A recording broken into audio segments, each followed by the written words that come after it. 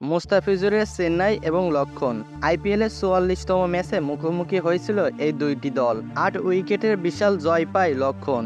এই ম্যাচে খুবই অচেনা অবস্থায় ছিলেন বাংলাদেশের কাটার মাস্টার মুস্তাফিজুর রহমান। তিনি ৪ ওভারে ৪১ রান দিয়ে ১ উইকেট নেন এবং পাথিরানা ৪ ওভারে ২৯ রান দিয়ে ১ উইকেট নেন।